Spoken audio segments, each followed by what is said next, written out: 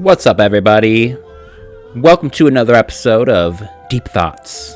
Merry Christmas, Happy Holidays, Happy Hanukkah, and all the other ones. 'Tis the season. It's time. It's time. Oh, it's time. The best time of the year. Christmas. Yes. What a joyous time. It's a beautiful frozen day today. A whopping -7 degrees. Is it really? Whoa, it is. -7 degrees. Wonderful. We got 3 days until Christmas. Today is December 22nd that I'm recording this. And I got the next 5 days off, yo. What a wonderful thing. The best, thing about being an adult around Christmas time is the time off from work. It truly is, especially when you work a nice, decent job that gives you some time off. Back in the days when I was working as a cashier at places, at the old Target or a gas station, you were bound to work, the holidays. In fact, I remember my first day working at a Target was on Black Friday, and it was terrifying. But those days are behind me. I'm a hot dog man now, and I work in a hot dog factory, and they do me right. They do me pretty right. What?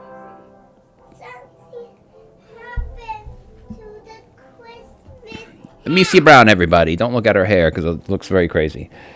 Okay, well, I don't know what happened to your hat, but go ask Mommy about it, okay? But I did. Okay, well. Mommy, come here. No, Amicia, you need to go out there for now, okay, until I'm done, all right? Okay. What was that song? Christmas song? Look at this head. Look at this head. We wish you a Merry Christmas and a Happy New Year. Are you excited for Christmas? What's the thing that you want the most? Oh, she's a little sicky. What's the thing that you want the most for Christmas, you think? I want a new toy. I want... A new toy? Yeah, I want a new toy, like Elsa. Like an Elsa toy? Yeah. Okay. And like Anna and Olaf and Kristoff and a reindeer. And reindeer. Okay. Well, we'll see what Santa Claus brings you here in a few days. Maybe you'll get that. But you gotta be good. Okay. That's the rules. Okay. You gotta respect the rules. Okay, Eddie, right? Okay. Hey everyone, today we are gonna practice a morning day at school. We're gonna play program there, friends. We're gonna practice the walk and everything. Right, guys? That's right. That's right. Okay. All right. I'll tell you when I'm done, okay? So go out there for now, all right? Say bye-bye. Bye-bye. Love you. I love you, Grandma, you duty butt grandpa. This girl just called me a duty butt grandma. The disrespect is real. Oh boy. But yes, it's cold. It's cold. It snowed. Finally, like the first snow of the year, just a few days before Christmas, which is what I would prefer, honestly. That's what I would prefer. I don't like it when it starts snowing around Thanksgiving time. Like, we really had it pretty good over here where I live, for the most part. I mean, there were some warm days all the way up until Halloween and into November. And then it started to get really cold. Really rainy, the start of this winter. But yeah, now it's, the weather's going hard in the paint because it knows what time it is. Christmas time. Okay. Got the classic Santa hat here. Had it since I was a little boy. Actually, my dad has had this since he was like in his 30s or 20s. He's had it since like the 80s. So it's a very old hat. It's missing the ball on the top. Ah, yes. Oh, yes. So, what is up? What is happening, everybody? We're, I'm cast in here. Thought I would talk about Christmas, obviously. Just, what makes Christmas so great, anyways? Do people still like Christmas? Still seems pretty popular. I was thinking about that with Halloween, too. I was like, do people still like Halloween? Is it still fun? And, you go out and you see all the people trick-or-treating, and you're like, yeah, people still into it. I don't wonder if those things will ever die. But Christmas in particular, I don't know, people knock it sometimes. The commercialism of it all. Right? Capitalism! Arrgh! Darn it, I hate that there's businesses and stuff and people owning businesses and creating jobs and stuff and selling items. It's so wrong and evil.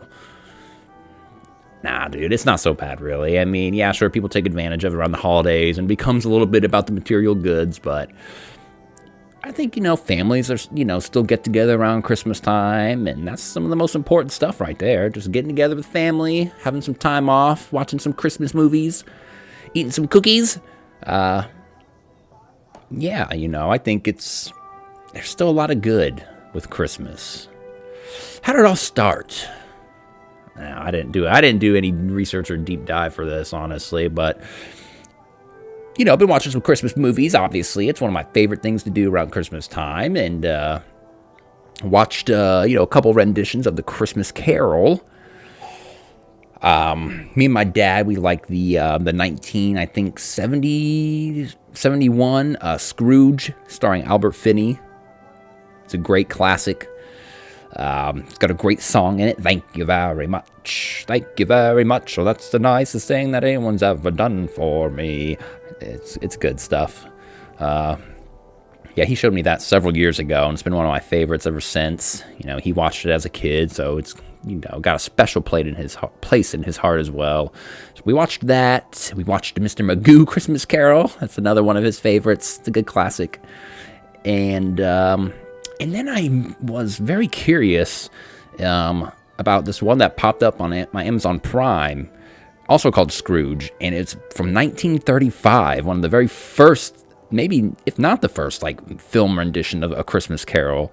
I mean, it came out less than 100 years after the story. That's pretty incredible, considering the story was, 1863 or something like that? So it just had me thinking about, what people have thought about Christmas since, the 1800s, and just how people have been celebrating ever since then and making it a big deal every single year, and when that all really started, and just how much of an impact maybe the Christmas Carol story has had on Christmas. And it is a great story. It's a ghost story, though. It's a great ghost story. You're bringing in ghosts into it, into Christmas, kind of weird. Like a Halloween mixed with Christmas almost. Then again, I don't even know if people celebrated Halloween in the 1860s, at least not the way we do now. But yeah, it was very interesting to see that 1935 version, and just think that, people wrote a script for it and directed it and hired actors and stuff for it and made a moving picture movie out of it. And watching a movie from the 1930s, that might be the oldest movie I've ever watched. You really do get the idea of oh, these are moving pictures. These are literally just thousands of pictures all put together really, really fast, because you could see just the clips in them, and of course, the grain of it. It's had me think about film in general and how fascinating that is when they discovered they could make movies. It's pretty cool. And it was a pretty good version. It was a pretty good version of the Christmas Carol. I enjoyed it for what it was. But yeah, it just had me thinking about the history of Christmas and how it's gotten to this point right now.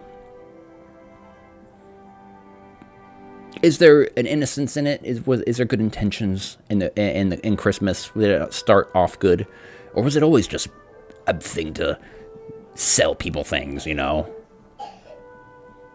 I don't know. Because you look at like A Christmas Carol and how they celebrate Christmas around that time. I mean, yeah, there's some mention of like buying toys. Scrooge, I think, buys some toys for some kids at the very end of it. But really, it's just like a lot of people just singing, running around in the snow.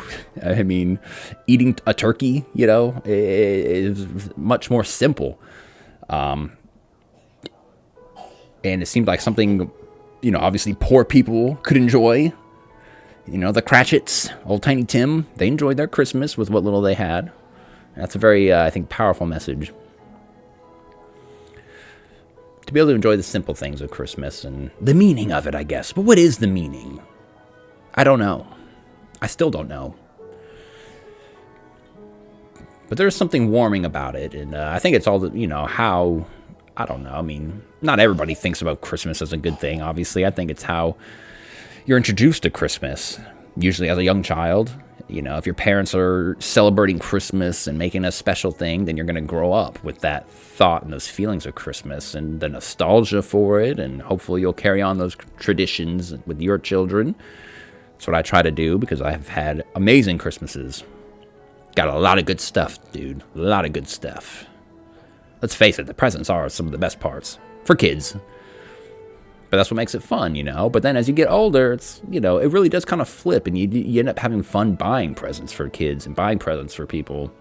And that becomes the fun part.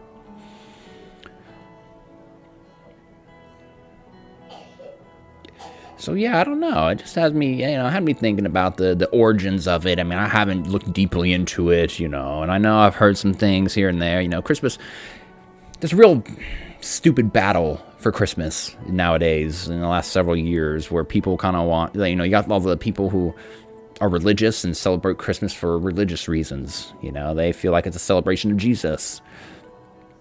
And then you got the people who get salty about that, who are maybe atheists or, don't believe in that, and they kind of want to separate it, They don't want to call it Christmas, they want to call it Xmas, They want to, be like, Christmas actually was a pagan holiday, the winter solstice, and it had nothing to do with Jesus. You guys are fools, stupid Christians. Sometimes that's how it feels. And I don't really, and there probably is a lot of truth to that. Maybe it was a hijacked holiday. Jesus was most likely not born in the winter. So, but is that such a bad thing, If there's this pagan holiday that people are like, I mean, I don't really know what they did. I'll always remember Huey from the Boondocks describing Christmas as just giant orgies and people sodomizing each other or whatever. And whatever. Is it okay? I don't think it's such a bad thing for Christians to be like, actually, no, we're going to take your thing and make it just about like family and buying presents for people and Jesus. Is that so bad? And also, if you don't like the whole, I don't know, it's just like, if you don't like why people celebrate Christmas, I guess celebrate for your own reasons, but nobody needs to crap on each other's reasons for why they celebrate the holiday. If you want to bring Jesus into it, let people bring Jesus into it. If people want to leave Jesus out of it, let people leave Jesus out of it. As long as people are just being kind to each other, being nice, I guess that's all. That's, what it really should be all about. For some reason, it brings that out in people in general. Not all the time. You got your Scrooges for sure. Like I said, I feel like that's just how people, depends how they're introduced to Christmas. It might be a bad thing. They might have some bad memories associated with Christmas or some trauma. Who knows? You can't fault people for that, but those people shouldn't be mad at seeing the generosity be brought out of people, though, either. When somebody wants to smile and say Merry Christmas to you, you shouldn't get upset. I don't know. Also, cafefe. I got this nice new Starbucks cup here.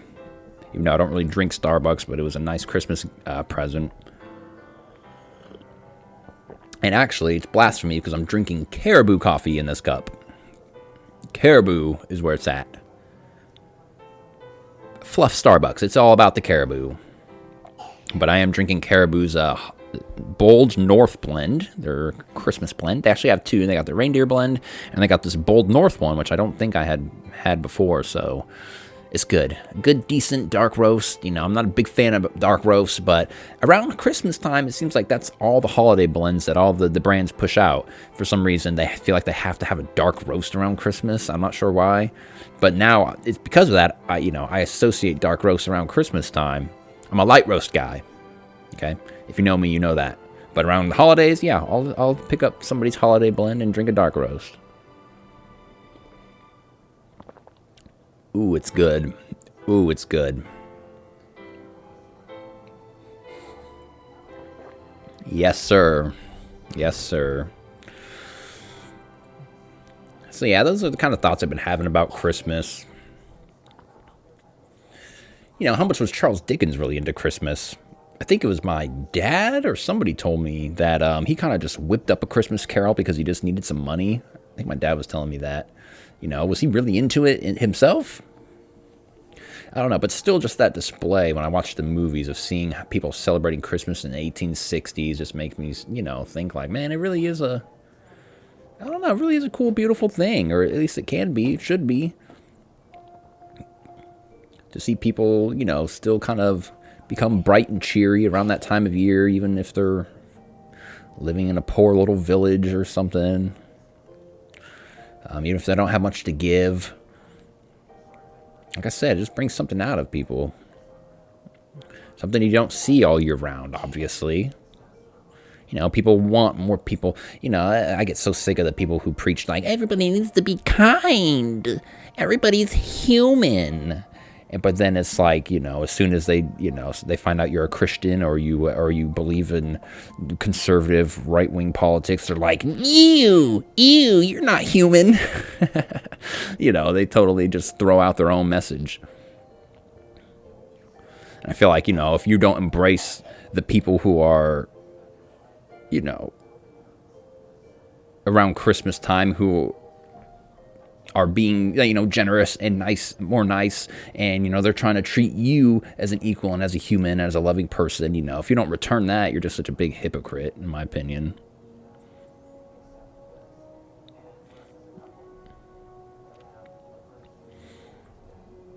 I don't know, I've been definitely feeling a certain way lately, but it's not all people, Most people are just generally kind to each other. I really do believe that, but I just find that the people who preach the message the most, it goes both ways. Sometimes you find the Jesus people and the Christians being the ones that are like, well, Jesus, did this, and you got to live like Jesus, and blah, blah, blah. But you're gay? Oh, no. You're not human. You're not on the same level as me. No.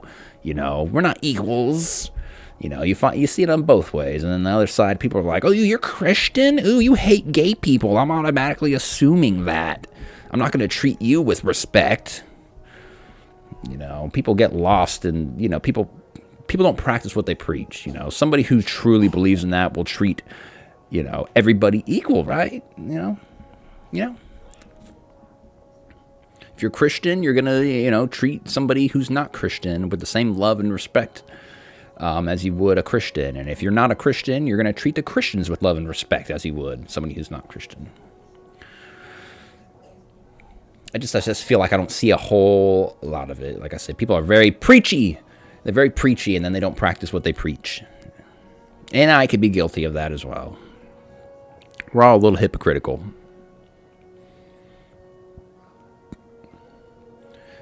But, like I said, it's something that should be practiced all year round.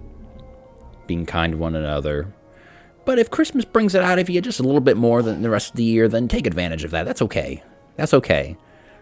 It's what makes that time special. It's kind of like Valentine's Day. It's like, well, why can't every week or weekend or, a one special day of the month be a Valentine's Day to treat your partner to do something, to buy flowers and take them out to eat or whatever, Why does it have to be just one day a year? It's like, well, if people do it, if they're motivated to do it that one day a year, then at least it's better than never. It's the reason why we have holidays, right? To motivate us to do something that maybe we should be doing more often. Thanksgiving, sharing, and being thankful should be an everyday thing, but it's not maybe so simple in everyday life as we get caught up in everything going on in the world and in our own individual lives and working and paying bills. And it's hard to be thankful and kind always, all year round. So if we have a holiday that we can set aside where everyone kind of mutually agrees, like, yes, this is the day where we're going to be thankful. This is the day that we're going to give people things and treat everybody with kindness and love, then I think that's okay. We can have those days of the year. It's better than nothing. Better than never. I love Christmas. I love the time. The Christmas time. It's wonderful.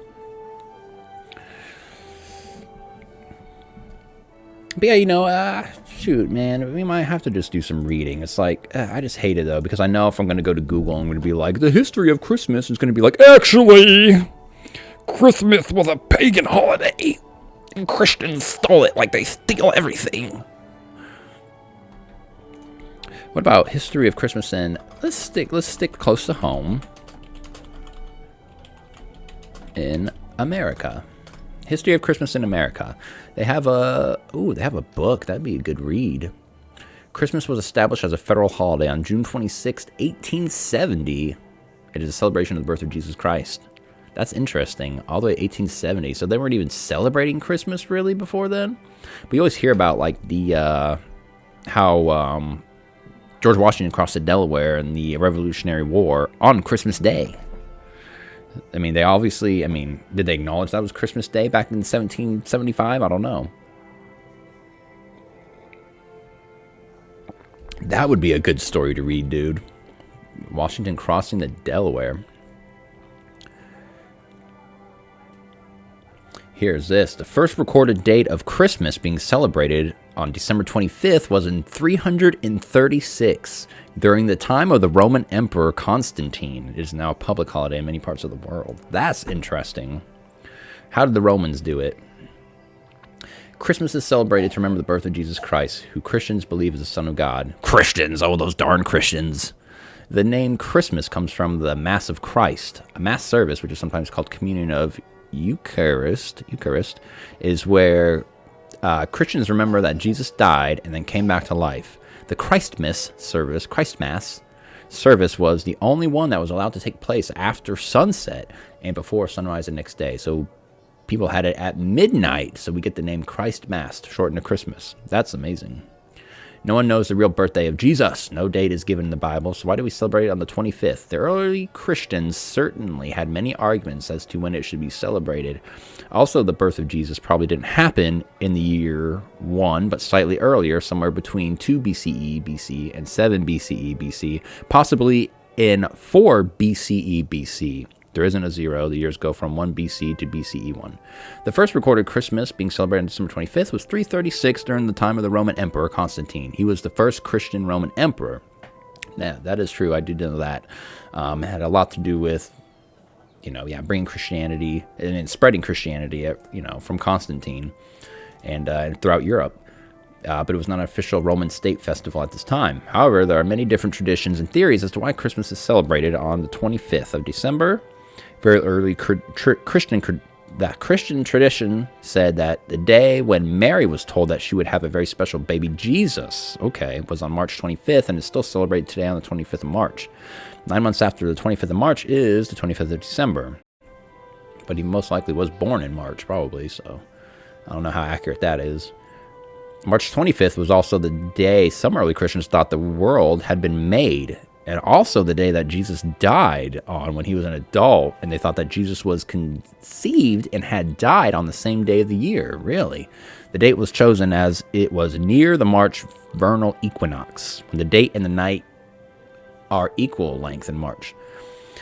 Jesus died on Nisan 14 in the Jewish calendar, the date of Jewish festival of Passover. The Jewish calendar is lunar, based on the moon rather than fixed dates, and so it moves around with dates on the Gregorian calendar. Saint Ephrem, the Syrian, 306 to 373, taught that Jesus was conceived on Nisan 10, so March 25th became a fixed date on the Gregorian calendar to mark these movable dates on the Jewish calendar. Very interesting. And then you have the solstice, Yalda, and Saturnalia. The winter solstice is the day where there is the shortest time between the sun rising and the sun setting. It happens on December 21st or 22nd in the northern hemisphere. To pre-Christian/pagans, this meant that they knew that the days would start getting lighter and longer, and the nights would become shorter, marking a change in the seasons. It's crazy that people notice those things. Would you ever even notice something like that these days? That the nights are getting longer, or are becoming shorter? You know, you would never even notice something like that this day and age. But back then, people noticed that stuff. People would look in the night sky and they'd be like, huh, look at that big bright star. The next night, huh, that's the same friggin' bright star. And they noticed the same crap was passing over them every single night because that's all they had to do was look at the sky. That's amazing. That's amazing. To celebrate, people had a midwinter festival to celebrate the sun winning over the darkness of winter. Of course, I mean, well, how else would you think of it? At this time, animals which had been kept for food were also often killed to save, having to feed them all through the winter, and some drinks which had been brewing since the autumn harvest would also be ready to drink.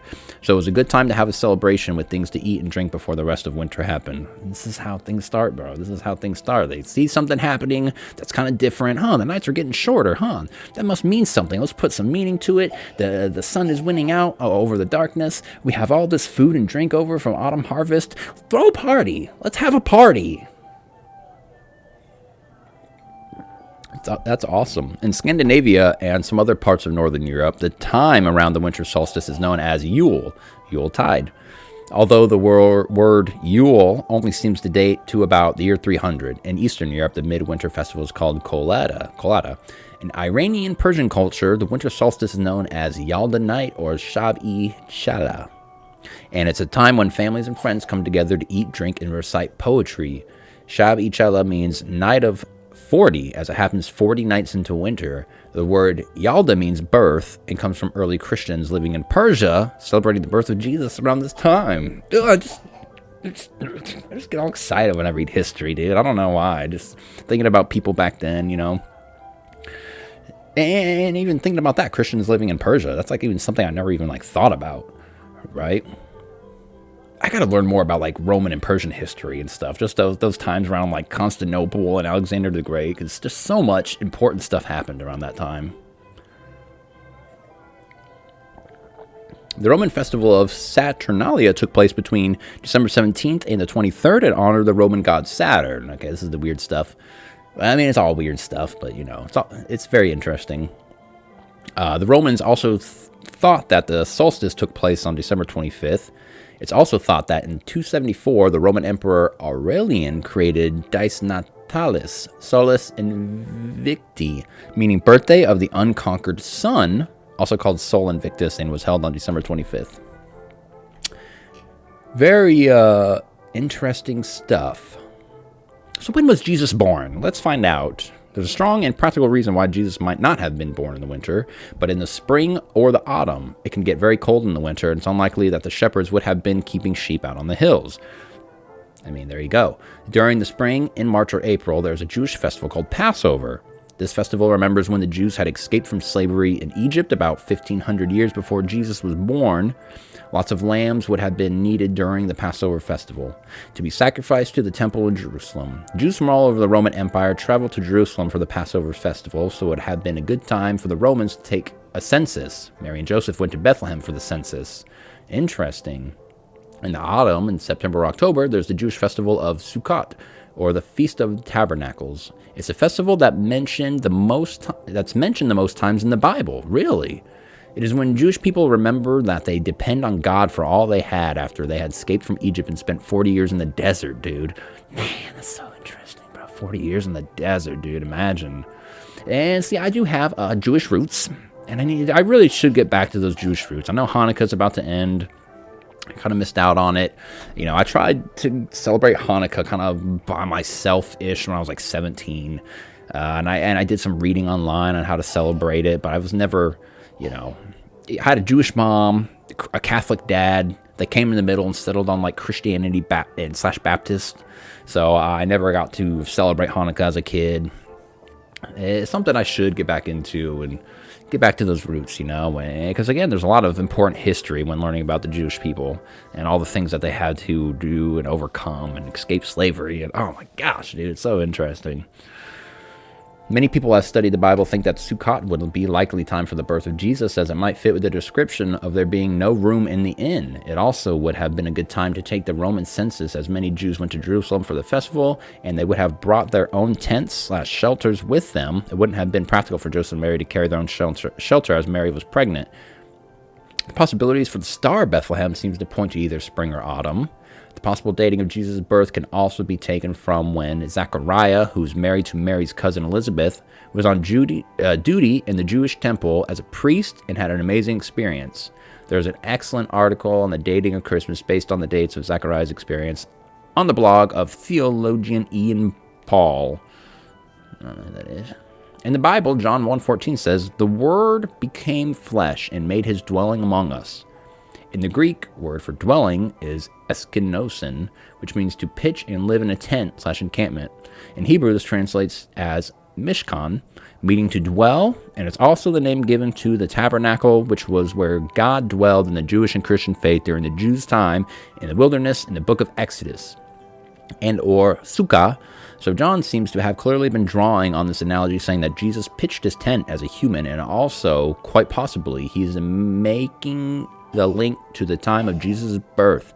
John certainly knew both Jesus and Mary, and so would have known when Jesus was born. Most scholars now think that Jesus was born between 2 BCE and BC and 7 BCE BC, probably in 3 or 4 BCE BC. Before Dionysius's new calendars, years were normally dated from the reigns of Roman emperors. The new calendar became more widely used for the 8th century when the venerable Beda of Northumbria used it in his new history book. There's no year 0. Beda started dating things before the year 1 and used 1 BCE BC as the first year before 1. At that time, imagine being back when you're like, okay, this is year 1. Dude, gosh, dude. Now we're all the way to 2022. Whoa! Oh, man, that's so crazy, dude. That time in Europe. Imagine being back in year 1 and being like, what's it going to be like in the year 2000? I can't imagine. So whenever you celebrate Christmas, remember that you're celebrating a real event that happened about 2,000 years ago, that God sent his son into the world as a Christmas present for everyone. Absolutely. This is from whychristmas.com. I'll put a link in the description. Very interesting. A little history there. A little history, more than I was getting ready to dive into, but once I started reading it, dude, I was like, wow, this is very cool. It's, it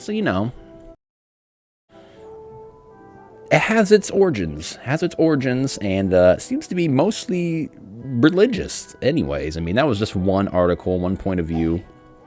So, not to say pagans weren't celebrating a winter solstice at that time, but Christians were already celebrating a Christmas around the same time. Everybody was celebrating some sort of festival or winter solstice, because they all acknowledged, the change in things, and people very early on linked it to Jesus' birth as well. It's been celebrating Jesus' birth since 336 at least. So, I mean, that's a long friggin' time. I mean, I don't know what, when Christians would have taken it away from the pagans before 336, maybe. But regardless, dude, Christmas is way more awesome now than ever, I think. I feel like it's still got some spirit in it, It's still, like I said, the people's will to do good around this time is very important. And the sharing of food and drink is still very much alive around Christmas time. We just also engage in spending hundreds and thousands of dollars on toys and Xboxes and PlayStations. That's okay. That's okay. It's okay to do that. It's okay to get involved with all the commercialism, I think. It's not so bad. Material things are cool. Yeah. As long as you're keeping the real spirit alive, whether that's Jesus or not. Just the spirit of doing good works, goodwill amongst all men, or something like that. I don't know. But yeah, man. I do love it. I've had a lot of great Christmases. I'm not even going to go through all of them, but you know, it's really cool because my dad used to have a video camera, and so there's some really early Christmases that have been recorded. I wonder if there's a way I can get some of that footage spliced into here. It's on a DVD. Would I be able to? No. I'd have to literally just record off my phone off the TV. I might do that. Me opening up some presents as a little boy. But yeah, dude. I remember a Christmas that I think I do have on video. And I got a Jurassic Park 2 T-Rex, a giant T-Rex, and I still have it. I actually busted it out for Amicia just about a month ago. We were playing with it. It's this huge T-Rex. It's so awesome. And I also got a Hot Wheels racetrack. Are those still cool? Does anybody get Hot Wheels racetracks anymore? Those used to be dope. This one was a volcano one. It was called Volcano Blast. And I think they remade it too. But yeah, you know, goes around and around, and then it goes up this volcano and shoots out the volcano, your car. I remember, man, just being so psyched on it. So excited about it, man. And I also got a Andy hat from Toy Story. And so in the video of me, you can see me wearing my Andy hat and playing with my racetrack, dude. Man. Because that's always like the best with Christmas, dude. You wake up as early as you can, you know. And it's something now that it's like, I can't believe that, you know, the last few years for Christmas, I've gotten up at like 9 to 10 o'clock in the morning, especially before Amicia. It's like, you know, it's really cool because me and my wife could just get up anytime we wanted for Christmas. We could sleep in, you know. But back in the days, it was something about it just woke you up at like 5:30 or 6 in the morning. Just that excitement, I think. And then it was always, for me and my siblings, it was always debating on like, when do we wake up the parents, you know.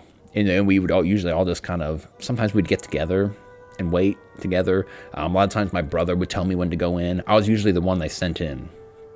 I was the scout. You know, you go out there, peek, see all the presents under the tree. You're like, oh my gosh, yo, dude. Go back to my brother. Dude, there's so many presents under the tree. Go wake dad up. Go wake him up. It's like 6 in the morning, you know. Sometimes I'd go in and try to wake him up, and they'd be like, no, not right now. You know, come back like 30 minutes later. No. You know, it was always around like 6:30 or 7 in the morning. I feel bad for my parents now, thinking about it. But, yeah, dude, you just couldn't wait, dude. And then finally when they got up, dude, they just go out there and you just wait for them, you know, mom and dad just dragging their feet. They sit down. They're like, okay. And then you just be like waiting for them to give you the go ahead. And okay, go ahead, open your presents. And then boom, bro, it was just shredding everything open, man. Oh, dude, that excitement of opening everything is just pure ecstasy, dude. I think that's how they describe it in A Christmas Story. The ecstasy of opening presents. It really is. There's a euphoria behind it. And then just to go into your room and play with your stuff all day and not even speak to your parents after that. My dad would usually make like a good breakfast, some sausage patties and stuff like that. And I remember when I started around like 9, maybe 10 or 11 years old, I got into eating eggs over easy.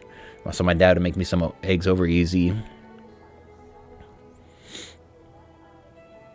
One of my, I don't know if I've talked about this before. I've like talked to myself about this Christmas so many times that I don't know if I actually talked about it on a podcast. But one of my favorite Christmas memories, 10 years old, is in 2003. We were living in this house in Illinois, and I had a dream. I had a bad dream on Christmas Eve. It wasn't a bad dream, but it scared me. Nobody be offended when I say this, okay? This is just what happens, okay? You can't choose your dreams unless you're lucid. But I had a dream, and all I remember was laying on the ground on like a front porch or something like that of a house, and I was looking straight up, and all of a sudden this little person's, a little person, okay? This little person with like this kind of like long blondish hair, maybe like a little bit of a beard. Their face just popped right in front of my face, like looking really kind of scary. As I was laying down looking straight up, their face just came up into my face, and I woke up screaming.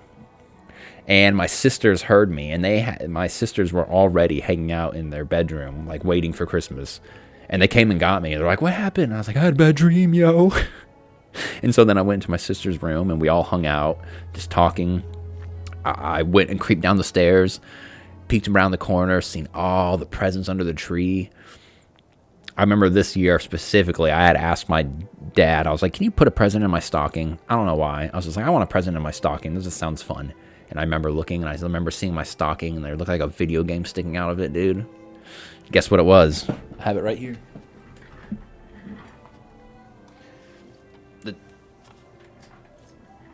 The three best Christmas presents, maybe that I've ever gotten. I had been asking for a GameCube, well, only like 2 years, I think. I think 2 Christmases maybe passed where I didn't get it. And this was 2003, and finally, dude, I got my GameCube. And what was in my stocking was Luigi's Mansion, a game I was obsessing over, dude. I was obsessing over it. Anytime we went to like Walmart or something like that, I'd just go to the game case and just press my face against the game case, just looking at Luigi's Mansion, like just imagining what it would be like to play it. And I also got this beauty, Super Smash Bros. Melee. What a combination to get on Christmas Day, dude. I didn't know that you needed a memory card with your GameCube, though, so I didn't have a memory card right away. So I was like playing Luigi's Mansion, and I couldn't save it. And so I kept like quitting, and I'd have to restart the game. But I kept doing it for like a couple days before I got a memory card, because I loved it that much. I kept playing a little bit, quitting, and then I had to restart the game, and I'd get a little bit farther. Same with Super Smash Bros. Melee. I couldn't save any of the characters I was unlocking. But it wasn't, it was like a couple days later, my mom got me a memory card. Memory card I still have right down there on the same GameCube right down there, dude. Exact same one. Now, this is not my same copy of Melee. My mom actually got me a new copy of Melee last year because I had given mine to my brother, my original one. But that's my original copy of Luigi's Mansion from 2003 on that Christmas, dude. It's in my stocking right there. So that one really lives in my brain. Is one of the most famous Christmases. But I've had so many good Christmases. I mean, last year, I was still having good Christmases, dude. Last year I got a Nintendo Switch. I got PlayStation VR. Like, come on now, come on, dude. I was still killing it on Christmas.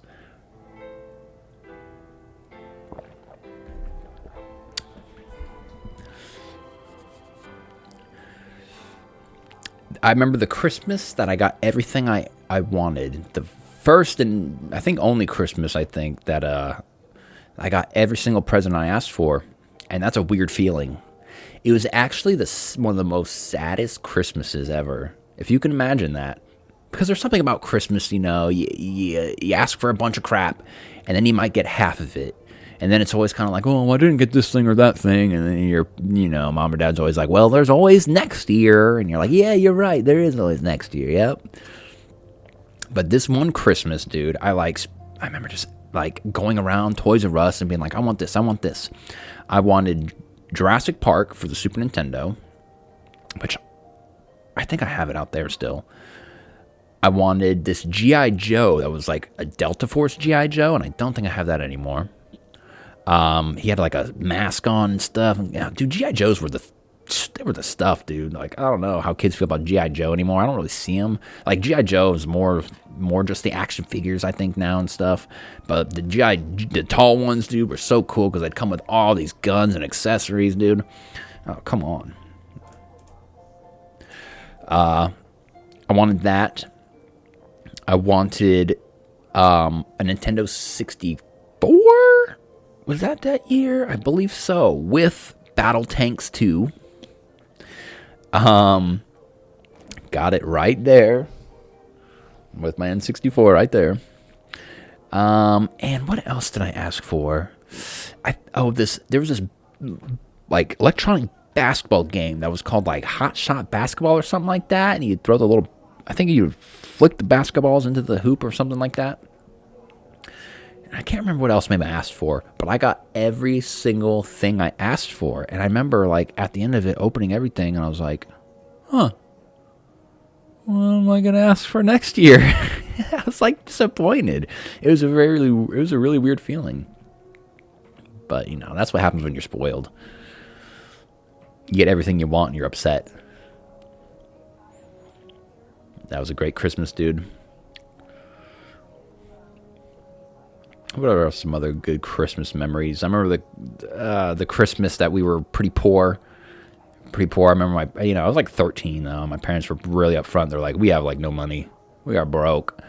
And so they're like, we're just going to go buy you random stuff. Like we didn't even get to ask for anything really. I think I asked for one thing, some books. I was into the Spiderwick Chronicles and I got the whole series. But I got like a football. I got like this cheap little electronic TV game. But I was still kind of happy though, just to get some things, I didn't, I didn't take it to heart or anything. I was, we were all very understanding, and we got some things that were okay, and still, managed to enjoy them. I remember the Christmas after that, I got Legend of Zelda: Twilight Princess for GameCube. But yeah, the Christmases as an adult in my 20s, it's kind of, I can't even like remember everything I've gotten in the last like 5 years. I've got a lot of cool stuff. I mean, I got the NES Mini, the Super NES Mini. I've gotten Battlefront 2 the last few years. A PlayStation 4 I got like 7 years ago. So, still, I'm still just as spoiled as I was when I was a little lad. I remember, one of my favorite Christmases, though, was when me and my wife, then this girlfriend, we moved into our first place finally in 2012. And it was like a few weeks before Christmas we moved in. And so we barely got the lights on and the water on and the internet on, by Christmas time. So we really didn't have a whole lot, but we still managed to get a little Christmas tree and put it up ourselves. And there was something really cool and independent about, just being with each other on Christmas. Like I said, there was no, I don't know, having to wake up and wake the parents up or something like that, or be on your parents' time. It was just, we went out, we got each other a few things, and then woke up whenever we wanted on Christmas morning, and it was a dope feeling. It was really cool. We just got to enjoy each other, open up each other's presents. I got Super Paper Mario for the Wii. I had got this game Condemned for the Xbox 360, and I got a sweet Star Wars like coffee travel mug, and I was super happy, man, super happy. And there was, what's really cool about that too is just kind of like, you have Christmas with each other, but then you get to go over to your family's house and have Christmas afterwards. So I went to my parents, and I got the new Furby that came out in like 2012 or whatever. I got a Wii Classic controller, and I got a new copy of Mario and Luigi Superstar Saga because I had lost 2 other copies in my life. The first copy I ever got was probably in like 2004, but I just love that game so much. So I was, I asked my mom, I was like, "Can you get me a new copy of that game?" And she did, and I remember playing it all Christmas night, and I don't know, that's a really good Christmas memory. Our first Christmas together, just by ourselves. And yeah, now I have a daughter. I have a kid now, and now I get to enjoy Christmas in a different way, as the dad, as the parent, buying all the presents and just being excited to watch her open them up. Now that she's 4, like it's really gotten exciting. Like last year was really good. It was a really exciting Christmas. She was super stoked on all of her presents, and she's made a killing this year too. She has a lot of good stuff. I can't wait to see her open them. I like to, last year I got, I recorded a video on my phone, just like my dad used to do on the video camera. So I'll do that again this year. Can't wait. Can't wait. Love it. I've been sad around Christmas too. It doesn't automatically mean, it's Christmas time and you gotta be happy, you can't force it. It's gotta be a natural thing. And there was one Christmas, a few years ago that I just wasn't feeling it. And it just felt different. And I was sad and I didn't want to celebrate it. And, that happens to a lot of people, I'm sure. And that's okay. That's okay, I think not every Christmas has to be special or mind-blowing or the best Christmas ever. Because there's always next year, hopefully. If you don't have a good Christmas this year, hopefully you do next year. Hopefully, if you're in a bad spot this time around, you'll be in a better spot next time around. Time is incredible. As long as you're living and breathing on this earth, anything could change at any moment. Anything in your life. You might get a great job and start making really good money, and that might change everything. You might have a kid, and that might change everything. You might meet the love of your life, and that'll change everything. As long as you're still breathing, there's still time for things to change and make you happy in life. To where you can enjoy your life and be thankful for the things you have and have a different outlook on things. You might have had several bad Christmases in a row, but maybe the next Christmas, man, something about it might make it extra special. And, yeah, man, that's what it's all about, Charlie Brown. This year's been, the holiday season's been really good. Really good, We made a trip to St. Louis after Thanksgiving, and that was fun. Went and looked at some Christmas lights out there in Tills Park, I think, which has a ginormous setup with like thousands of Christmas lights. Watched some good Christmas movies, like I said, with my dad. Be watching some more Christmas stuff these next 3 days.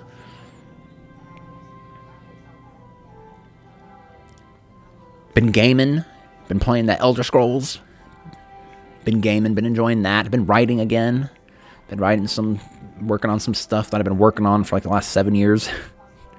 Been making some progress on it, and that feels good. I was going to hit the open mic tonight, do a little stand-up. But I don't know with this weather. It might not be a great idea. Maybe next week. But yeah, dude. Is there anything else I wanted to talk about, really? No, that's been pretty much it, man. It's been a long year for sure. 2022, like all years, usually, has had its ups and downs. I haven't, hidden it. I've talked about it before in a podcast. It's been a really kind of tough year to motivate myself to do things. I don't know why.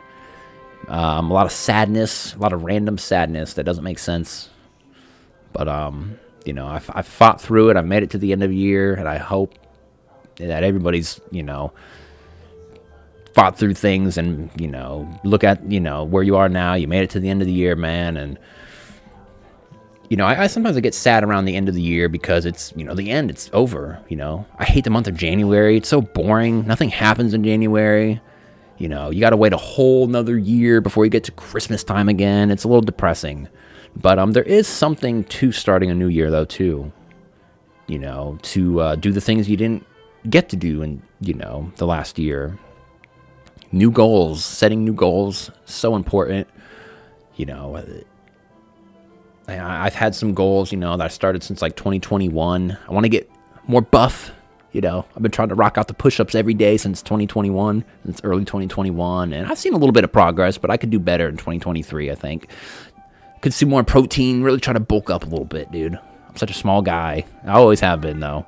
At least I'm not, rocking the dad bod yet, so I got that to be thankful for. But, that's still a goal of mine going into 2023. I want to hit more open mics. I want to try to get somewhat decent at stand-up. But that's whatever. It's not a big deal, but I would like to do that a little more. Keep working on my writings, to write stuff, just for fun. And try to keep doing the deep thoughts. I'm doing like 7 a year, 7 episodes of Deep Thoughts a year. It's not a lot. I would like to do it more often, but it is what it is, man. Keep grinding at my job, keep getting better at my job, keep making money. Try to save some money. And I think the biggest goal me and my wife are going to do is try to move into a new, nicer house. So that's going to be the number one 2023 goal. Yeah, I'm ready for it, man. Ready to rock out next year. Rock out with my stuff out. Oh, boy. I think that's going to do it for this episode, everybody. Get ready for the big day. I don't know if this will be up by Christmas time. Probably not, knowing me. But that's okay. That's all right. There's some more stuff I want to talk about here coming up. I got some, some episodes I'm kind of off and on researching for. I want to talk about the Twitter files. Oh, the Twitter files. Because I've been having some thoughts about that. Pretty crazy stuff going on Twitter and the Elon Musk stuff I want to talk about. Fun stuff. So, I probably won't do another one until 2023, but hopefully it won't be too long. And whoever watches or listens to this, I love you. Love you, Mom. Love you. Love you, my brother, Matthew, who sometimes watches these, and whoever else does. Love you. I'm grateful that I get to, do a little podcast on my little cheap bike, and it's good. It's all good. I would like to upgrade here, next year. That's another goal. Upgrade some gadgets and things, but, for now, it's good. Hope everyone has a wonderful holiday season and can find the joy and cheer in it, however you do. Spend some time with, family. Spend some time playing your favorite video games, watching your favorite movies, eating your favorite treats. And hope you all have a Merry Christmas and happy holidays, whatever holidays you're celebrating. Always remember to think freely. Think often. I love you guys. Until next time.